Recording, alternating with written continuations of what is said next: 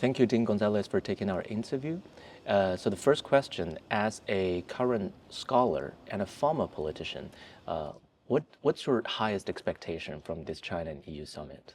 For me, the highest expectation is to build trust, because right now the relationship suffers from a trust deficit. China does not trust the EU to be different from the US, and the EU doesn't trust China to be different from Russia. And this is making building a relationship between China and the EU more complicated. And the only way to build trust is to walk the talk, is to set some objectives and walk towards those objectives. Mm-hmm. When you talk about this trust, I would say it's political trust, right?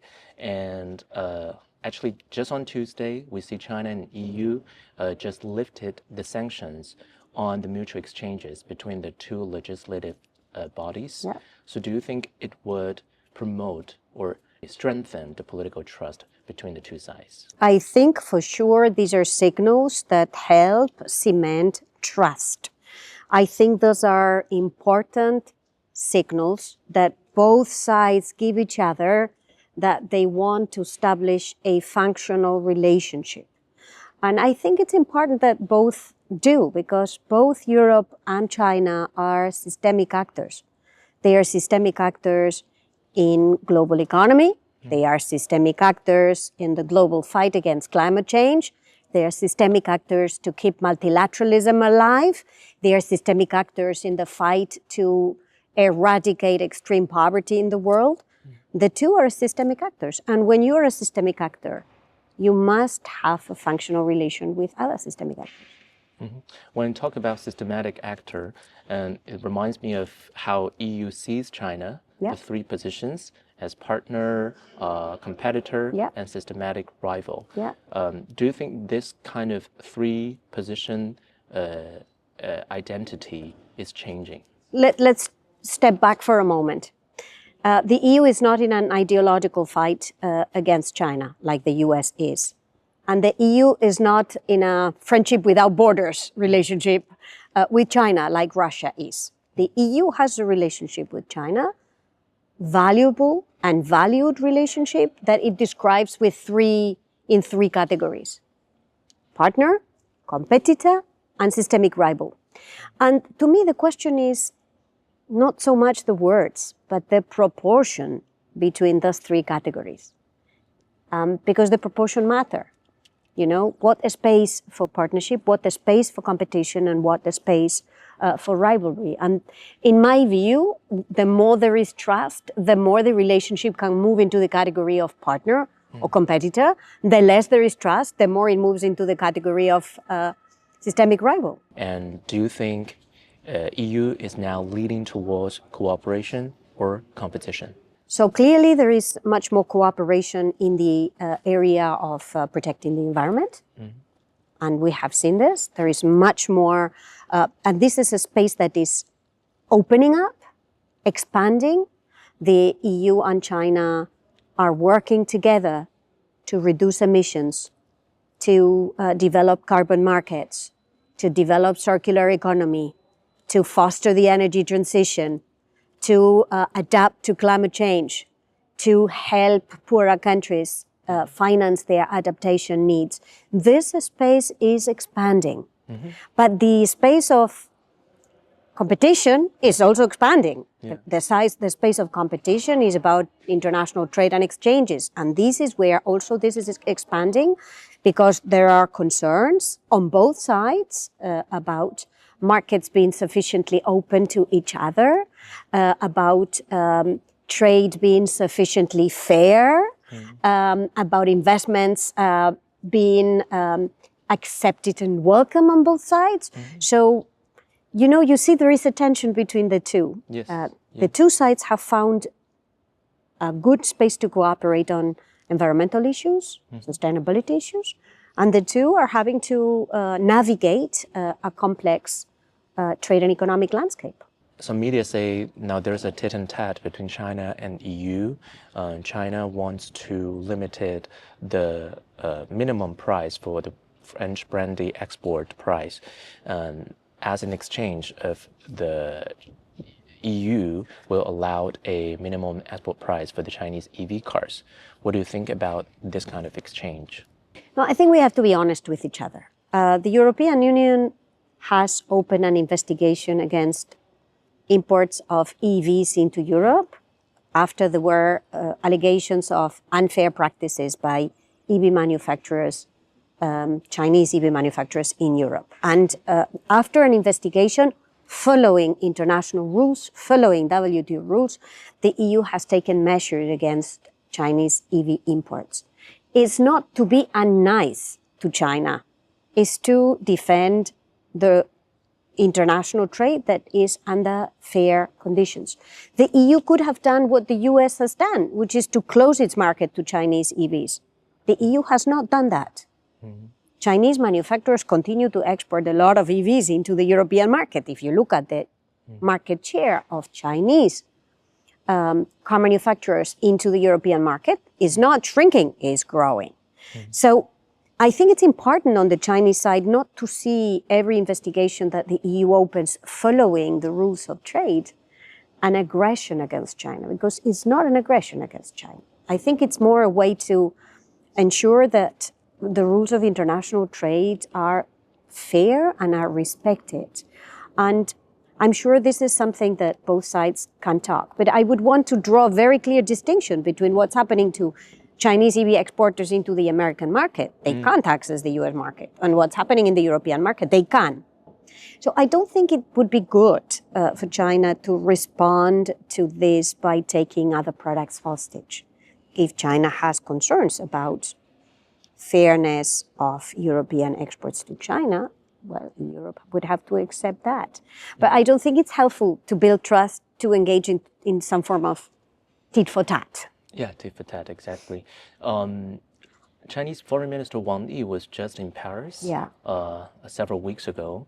I don't know if you ever follow up his visit and the results of his talks with the foreign minister here in France. I think it's very important for the leaders to talk. I think it's very important for the foreign ministers to talk, for the leaders to talk, for the environmental ministers to talk, for the finance ministers to talk. We saw what happened during COVID when they did not meet each other, when ministers could not travel, when leaders could not travel, the trust deficit grew. And now we need to close the trust gap that exists. So I think the visits are very welcome. Talking is excellent to better understand each other's positions and maybe to close the differences that obviously exist. But you can't build trust if you don't try to understand what's motivating the other side and for the other side to understand what's motivating your position. Mm-hmm. Yeah, I think this trust is it's a keyword of your answer. More concretely, how do you think the both sides can build this trust? So let me give you an example of how the two sides could build trust. The two sides could say, we will keep our markets open to each other, respecting the rules of international trade. Both of us agree not to weaponize international trade. It's very important because I see a bit of weaponization of international trade. And both sides could say, let's accept each other's investments, but within a framework that allows both sides to benefit from mutual investments. So this would be three concrete ways to build trust, or at least to have objectives that could be used to measure how much trust can be built, because both sides would be respecting those engagements. Mm-hmm. A follow-up question. I think a lot of people and a lot of media are looking forward to see the both sides to continue the negotiations on the CAI, the Comprehensive Agreement on Investment. Do you think China and EU will continue the negotiations of the CAI during or after the summit? I think it's important that both sides have a framework of rules to guide investments, Chinese investments into the European Union, European investments into China. Mm-hmm. But the question is whether this can be done straight or whether they have to, take a few more steps before engaging into a negotiation to make each other feel that it's worth re-engaging in a serious manner. Let's see. But, maybe the summit would be good to start building this trust that is needed between both sides. So now, under the Trump 2.0 administration, we see there is a tension between China and U.S., but also a tension between the EU and U.S. So do you think it's a good opportunity for the two sides to get closer with each other? I mean, my view is that China and the EU have to have a functional relationship irrespective of the US. They have to do that because the two are systemic. Now, the two today, with a US administration that is less interested in international cooperation, maybe the two, China and the EU, have a space to build together, to work together, to protect an international rules-based order, to protect rules-based international trade, to protect the Paris Climate Agreement, to protect those international spaces which help stabilize a very turbulent world. This is where I think there is an opportunity for them to do this, not because this is against the US, but because it is in the interest of the EU and China. I remember actually in Munich Security Conference, you point out that in this Chinese roundtable about you do want China to stick to its promise on the climate action. Yeah. So how could China and EU play a role of defending the multilateralism? Climate change is an existential threat to humanity. China and the EU understand it's an existential threat to humanity. And both understand that this existential threat needs to be managed. And managing it means reducing emissions. Managing it means walking the talk. Europe and China making more ambitious efforts at reducing emissions faster, because we now know the impact that climate change is having on our economies. And I think in addition to walking the talk internally, the EU moving faster, China moving faster to reduce CO2 emissions more ambitiously, there is also an opportunity for both to help countries that don't emit. Take the African continent. They are responsible for 2% of CO2 emissions worldwide. But they need financing today to adapt to the consequences of climate change. So the two have an opportunity. China and the EU have an opportunity also to build financing the resilience of countries that don't emit and today are on the front line of the impact of climate change. So this is a space for partnership, for cooperation, bilaterally, but also multilaterally. And I think this is a very clear area where the two could build a lot of trust. And so apart from the global climate action, what other parts and aspects can China and EU play in order to create an inclusive world? I think international trade is the other one. Both China and the EU represent respectively 13-14% of international trade. This is big. This is systemic. Both have an interest in a rules-based trading system. Both have an interest in keeping the rules of international trade, in reforming the rules of international trade, some of which are outdated because we've not been able to reform them in the World Trade Organization, and both have an interest in respecting the rules of international trade. And this is another area where a lot could be done to prevent unilateralism, to not engage into tit for tat between them, to not engage into protectionist policies vis-a-vis each other.